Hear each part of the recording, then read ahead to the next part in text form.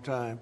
It's been an honor to have Turnberry, but I was on much more opulent walls, ceilings, floors. We had to do this, and we did a very great job. I mean, you see how beautiful it is inside. Everything was saved, everything was preserved. We had ceilings that were in bad shape, they were falling down. You know, it's very old, wasn't properly maintained. Now it's brand new and beautiful, and we saved everything. If you really think here, you took a look and you were sort of commenting the coloring. Now this is a brand new building, but if you look outside, it's equally opulent and beautiful. And we didn't do that by spending, you know, hundreds of millions of dollars in surrounding a railing underneath an area that you're painting. I mean, I've never seen anything like it. Brand new, beautiful plywood, very expensive, wrapped around a figurine or a railing to preserve it. But you don't have to do that. You can just wrap a cloth, they call it a blanket, and you don't even have to do that if you're careful when you're doing the ceiling. But I don't know what they did. They'd take down a ceiling and put up a new ceiling, and the new ceiling had no opulence to it. Or they'd fix the ceiling. But I would say that all I need is a good plaster and a can of paint. And, you know, they spent $3.9 billion. And I spent a lot of money too, but it's I'd say 3.8 billion less, you know, meaning I spent probably $100 million making this place incredible. And you were saying a lot of that was local trades.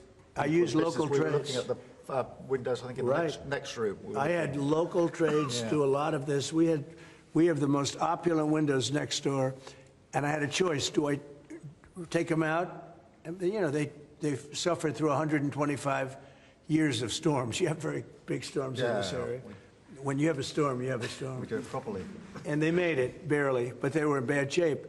So I had some local people come up, and we looked at them. You have some great craftsmen here, I think is what you're getting at. And they said, sir, honestly, they've had it. We can copy it and do it much better. And they did. If you take a look at the windows in the various dining rooms, they're magnificent, and they're new, and they're much better looking than what was there. Same exact look, other than a much higher quality. And they're local people. I used a lot of your local people. You have really great local tradesmen here. Yes. But do you foresee a rate cut this week? Do you expect a rate cut, meaning a tax cut? No. Do you expect the Fed to cut rates this week? I think he has to. You had 11 cuts. You know, in Europe they had 11 cuts. In other places they had 10 or 11 cuts. And we had none, but I'm not going to say anything bad. You know, we're doing so well, even without the rate cut. With the rate cut, it would be better. It affects our housing a little bit. Look, we should be 3 points lower. Each point is $360 billion. Can you imagine that? That's big numbers. Each point, 1 point of cut, is the equivalent of $360 billion in savings. That's big stuff, you know. Those are big numbers in the U.S. Everything's big. He should cut. A smart person would cut. You know, he leaves very soon, so it's like one of those things. But I'll miss him greatly. I'll miss him. Turnberry, if I may, have you or will you enlist the Prime Minister in your effort to bring the open back to Turnberry? And Prime Minister, you described this beautiful course. Do you agree with the President that it's time to bring the open back to Turnberry? Well, as you know, that's not a matter directly for me. That's for the sporting authorities. But look, I mean, it is the first time I've been here. It's absolutely magnificent, both inside and out, and looking at the courses itself and the building. It's incredible. But the decision on the Open is not a decision for me, as you'll understand. I should just pick up on the earlier question, because I, for one, will say congratulations to the Lionesses. Last night, our women's football team won the Euros, well, defended the Euros, I should say, it's a big story. which was a really big success, and the mental and physical resilience that they showed was quite incredible. So it's a big deal. There's a lot of bunting out today and tomorrow to celebrate them bringing that cup home. Did you get the chance to do any planning for the upcoming state visit? And I mean, how is that going to work? Where would you stay? And anything about this? Well, I'm looking forward to it. It's never been done before, twice. We had our original at Buckingham Palace, and now I guess we're going to Windsor. Windsor, yeah. And it's never been done, and I'm a big fan of King Charles. I've known him for quite a while. He's a great guy, a great person.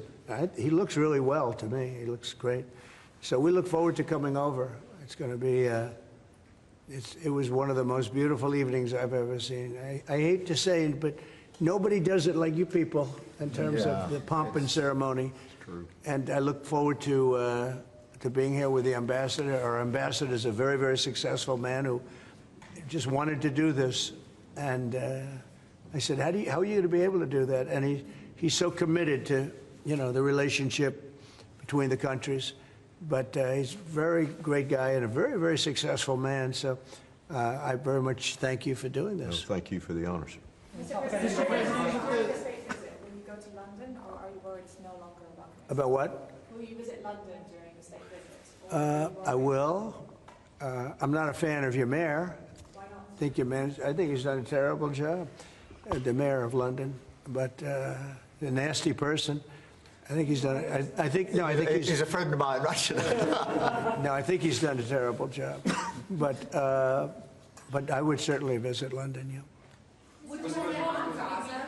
So MP Nigel Farage has asked Parliament to be recalled when you're there. Well, I like Nigel. I mean, Nigel, as you know, is a friend of mine. Nigel's done very well. He's a friend of mine. And Keir's a friend of mine. Would you recall Parliament so that the President can talk to MPs? Well, Parliament's in recess at the time, but look, I do want to be clear. This is an unprecedented and very special state visit. This has never been done before, and there'll be many elements of it that have never been seen before. So this is going to be a historic occasion, and we're all very much looking forward to it. And I was very, very pleased to be able to put forward the invitation when we were at the White House earlier this year. So but this is not just a state visit. They're always incredible occasions, and this is an unprecedented second state visit. So you can imagine just how special that's going to be. The fact that it's never been done before, and that's because it's non-consecutive, and it's the only reason it could be, made it even more interesting, frankly. So it's going to be great. And being with Charles and Camilla and everybody, I've gotten to know, because of 4 years and now 6 months, gotten to know a lot of the family members. They're great people. They're really great people. And in that sense, I think that the UK is very lucky.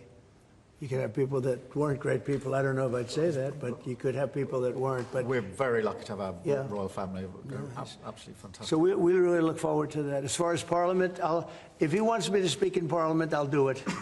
Okay? But it doesn't have to be then. It could be some other time. Maybe we should save it for another time. Well, we'll let the one visit speak for itself. But anytime, if I could be helpful, I would certainly do it. Thank you. Mr. President, with the EU deal, what alternatives are you considering to get the hostages out if there's no ceasefire? Well, there are a couple of alternatives. Some are pretty strong, but the most sensible alternative is talk and negotiation. But I said a long time ago, at a certain point, they're not going to be talking.